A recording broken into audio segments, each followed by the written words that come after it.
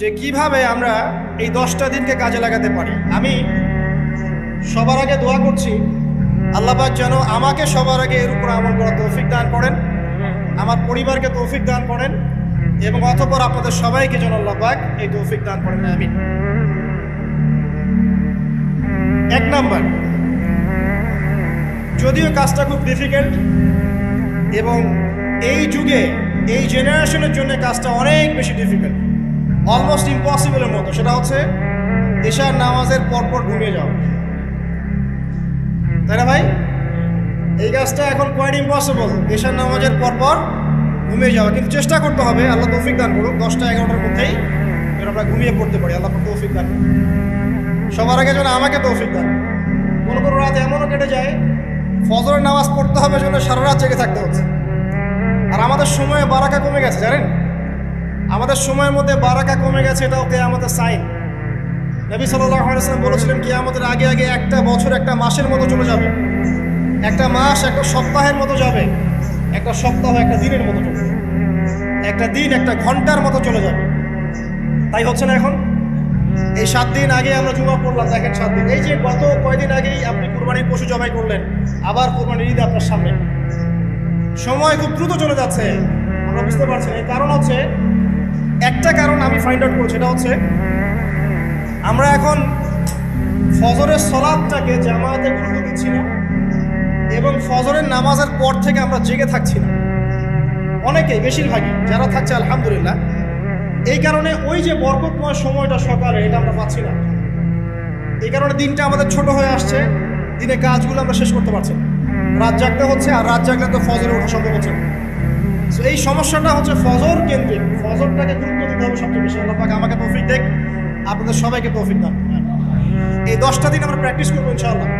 রমাদান মাসে আমরা যেমন প্র্যাকটিস করেছিলাম 1 মাস আল্লাহর আনুগত্যের, এই 10টা দিন উৎসবের উৎসাহ নিয়ে আমরা আবার প্র্যাকটিস করবো ইনশাআল্লাহু আযজা ওয়া জাল। আর এই বিষয়গুলো বেশি বেশি প্রচার করবেন অনলাইনে, কারণ আমাদের জাতিটা, আমি জানি না সৌভাগ্য না দুর্ভাগ্য, আমরা খুব ইস্যু পাগল জাতি। ইস্যু একটা ধরিয়ে দিবেন, এটা নিয়ে রাস্তা থাকবে, যে কোনো ইস্যু। নবী সাল্লাল্লাহু আলাইহি ওয়াসাল্লামকে অবমাননা করা হয়েছিল, এখন কয়জনের মনে আছে? মনে আছে কয়জনের?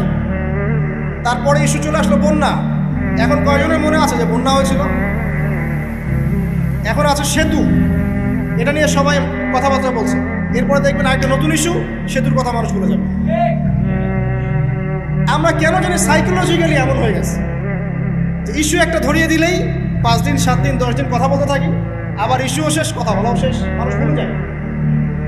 তো এই কারণে মনে করিয়ে দেওয়ার স্বার্থে জিলহজের 10 দিনের ফজিলত আমাদের সবাইকে মনে করিয়ে দেওয়া লাগে, ঠিক আছে? অনলাইন অফলাইনে সবাই প্রচার করবেন।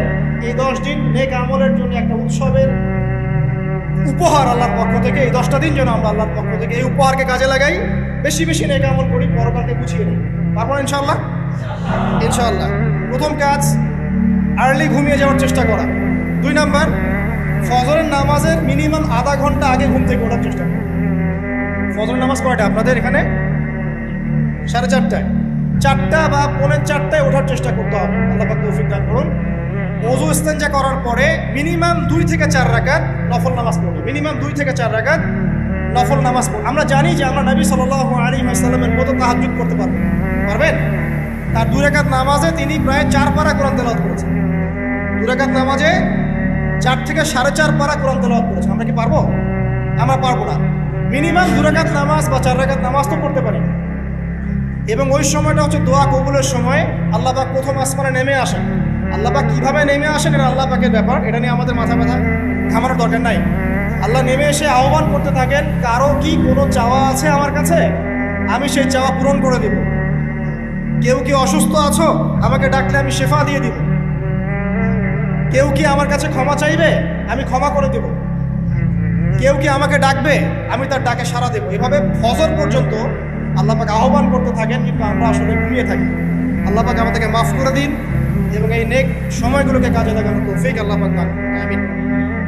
এরপরে আমরা চলে আসবো ইনশাআল্লাহ ফজর জামাতে। এবং নামাজের বাহ্যিক মাসআলাগুলোকে নিয়ে বেশি বাড়াবাড়ি করবেন না, অভ্যন্তরীণ বিষয় নিয়ে ফোকাস করবেন। বাহ্যিক মাসআলা নিয়ে আমরা যথেষ্ট বাড়াবাড়ি করেছি। অভ্যন্তরীণ যে বিষয়টা আছে, নামাজের আধ্যাত্মিকত্ব, নামাজের রুহানিয়াত, নামাজের মারেফত, আল্লাহকে পাওয়া, নামাজের আত্মশুদ্ধি, ইহসান, এটা নিয়ে বেশি ফোকাস করি। আমরা তর্ক করি হাত বাঁধা নিয়ে, তাই না? হাত বাঁধা নিয়ে, রফুরিয়া দেয় নিয়ে, আমিন নিয়ে, এগুলো নিয়ে আমরা তর্ক করি। কয়জন তর্ক করেছি যে নামাজে কতটুকু মনোযোগ থাকলো তাই নিয়ে? কোনটা বেশি ইম্পর্টেন্ট? নামাজ যদি মনোযোগই না থাকে, আমার হাত বাঁধা দিয়ে আল্লাহ পাক যায় আসে না। একটা বাহ্যিক আমল করেছে, আল্লাহ পাক লিখে দিবেন, ঠিক আছে ইনশাআল্লাহ। নামাজের ইহসানটা সবচেয়ে বেশি গুরুত্বপূর্ণ নয় কি? ফাওয়াইলুল লিল মুসাল্লিন আল্লাযীনা হুম আন সালাতিহিম সাহুন, যারা নামাজ সম্পর্কে উদাসীন। তো নামাজে দাঁড়িয়ে যদি আমি সারা দুনিয়ার বিষয় চিন্তা করতে শুরু করি, তাহলে আমার হাত কোথায় বাঁধলাম এটা কি আল্লাহ পাক দেখবেন? আল্লাহ পাক আমাদেরকে বোঝার তৌফিক দান করুন যে মূল বিষয় কোনটা সেটা নিয়ে ফোকাস করি। আমরা মুসলিমরা জাতি হিসাবে এখন মূল বিষয়গুলোকে বাদ দিয়ে গৌণ বিষয় নিয়ে বেশি ফোকাস করি। এটা আমাদের অধঃপতনের অন্যতম একটা কারণ। আল্লাহ পাক আমাদেরকে বোঝার তৌফিক দান করুন, আমিন। জামাতে নামাজ পড়ার পরে আপনারা চলে যাবেন না হুট করে, এখানে বসে থাকবেন, বসে বসে তাসবিহ তাহলিল করবেন, জিকির আজকার করবেন। খুব কমন তাসবিহ আছে কিছু, আয়াতুল কুরসি পড়বেন একবার, সূরা ফালাক, ইখলাস, নাস 3 বার করে পড়বেন। তারপরে আল্লাহুম্মা আনতাস সালাম ওয়া মিনকাস সালাম তাবারাকতা ইয়া যাল জালালি ওয়াল ইকরাম পড়বেন। আল্লাহুম্মা আইন্নি আলা যিকরিক ওয়া শুকরিকা ওয়া হুসনি ইবাদাতিক পড়বেন। আল্লাহুম্মা ইন্না নাসআলুকা ইলমান নাফিআন ওয়া আমালান মুতাকাব্বালান ওয়া রিজকান তাইয়্যিবা, এটা পড়বেন। দরুদ শরীফ পড়বেন 10 বার। তারপরে বলবেন রাদিতু বিল্লাহি রাব্বান ওয়া বিল ইসলামি দীনান ওয়া বিমুহাম্মাদিন নাবিয়্যান 3 বার। হাসবি আল্লাহ লা ইলাহা ইল্লা হু আলাইহি তাওয়াক্কালতু ওয়া হুয়া রাব্বুল আরশিল আযীম 7 বার। সুবহানাল্লাহি ওয়া বিহামদিহি আদাদা খালকিহি ওয়া রিদা নাফসিহি ওয়া জিনাতা আরশিহি ওয়া মিদাদা কালিমাতিহি 3 বার। তারপরে আর অনেক আছে, বলতে গেলে আসলে সময় শেষ হয়ে যাবে। আমি একটা বইয়ের নাম বলে দিই, এই বইয়ের মধ্যে সব পাবেন, ঠিক আছে? বইটার নাম হচ্ছে হিসনুল মুসলিম। কি নাম? হিসনুল মুসলিম। অ্যাপসও আছে, পকেটে অ্যাপস রাখতে পারেন, পকেট সাইজ বই পাওয়া যায়, পকেটে রাখতে পারেন। নামাজের পরে খুলে খুলে পড়বেন। এগুলো করতে গিয়ে আপনাকে কেউ বাধা দিবে? এগুলো করলে কি আপনি সন্ত্রাসী হয়ে যাবেন, মৌলবাদী হয়ে যাবেন, জঙ্গি হয়ে যাবেন? এই আমলগুলো করবেন, ছাড়বেন না, ঠিক আছে? আমল ছাড়বেন না। আমল সেই জিন্দেহি বানতা, একটা কথা আছে, আমল দিয়েই জীবন গঠিত হয়, জীবন গড়ে। আল্লাহ পাক তৌফিক ইনায়াত করুন। আরেকটা কথা বলি, ফজর নামাজের পরে চেষ্টা করেন আধা ঘন্টা থেকে 1 ঘন্টা কোরআন তেলাওয়াত করেন। পারা যাবে ভাই ইনশাআল্লাহ? আবার বলছি, প্রত্যেক হরফে 10 নেকি পাবেন ইনশাআল্লাহ। কোরআন তেলাওয়াত করলে অর্থ না বুঝেও যদি তেলাওয়াত করেন, প্রত্যেক হরফে 10 নেকি পাবেন ইনশাআল্লাহ। কিন্তু অর্থ না বুঝলে কোরআনের হক আদায় হয় না। আবারও বলছি, আমি যা বলেছি সেটা বলতে আমি দ্বিধা করছি না। আমি বলছি কোরআন তেলাওয়াত করলে প্রত্যেক হরফে আপনি 10 নেকি করে পাবেন। বোঝেন আর নাই বোঝেন, তাফসীর বোঝেন আর নাই বোঝেন, অর্থ বোঝেন আর নাই বোঝেন, প্রত্যেক হরফে কি পাবেন? 10 নেকি পাবেন। কিন্তু অর্থ না বুঝলে, অনুধাবন না করলে কোরআন নাজিলের মূল হক আদায় হবে না। কোরআন নাজিল হয়েছে তাদাব্বুরের জন্য, গবেষণার জন্য, কোরআন কেন্দ্রিক জীবন গড়ার জন্য। যদি অর্থ না বোঝেন কেমন করে জীবন করবেন? আর যতটুকু বুঝবো আলহামদুলিল্লাহ, যেটা বুঝবো না ওলামায়ে কেরামের কাছে যাবো, জিজ্ঞাসা করবো, জেনে নিব। আমি তো সব বুঝবো, আমি তো সব বুঝতে পারবো না। যেটা বুঝবো না আলেমদের কাছে জিজ্ঞাসা করবো। কোরআন তেলাওয়াত করুন। এরপর চলে আসেন, যদি পসিবল হয়, ফজরের পর জিকির আজকার করার পর তিলাওয়াত করলেন, এরপর চলে গেলেন, যাওয়ার আগে, মসজিদ থেকে যাওয়ার আগে আপনি অন্তত 2টা রাকাত এই ইশরাকের নামাজ পড়ুন। কিসের নামাজ? ইশরাক। নবীজি বলেছেন, কেউ যদি ফজরের নামাজ জামাতে পড়ে, তারপরে সালাম ফিরানোর পর ওই জায়গাতেই বসে থাকে এবং জিকির আজকার করতে থাকে, সুবহানাল্লাহ 100 বার পড়লো, আস্তাগফিরুল্লাহ 100 বার পড়লো, ঠিক আছে? লা ইলাহা ইল্লাল্লাহ ওয়াহদাহু লা শারীকা লাহ, লাহুল মুলকু ওয়া লাহুল হামদু ওয়া হুয়া আলা কুল্লি শাইইন কাদির, এগুলো পড়লো। তারপরে ধরেন দরুদ শরীফ পড়লো ইত্যাদি। জিকির আজকার শেষ করে সূর্য উঠে যাওয়ার পরে সে যদি 2 রাকাত নামাজ পড়ে, মাত্র 2 রাকাত, সে ফিরে যাবে একটা কবুল হজ, একটা কবুল ওমরার নেকি নিয়ে ফিরবে ইনশাআল্লাহ।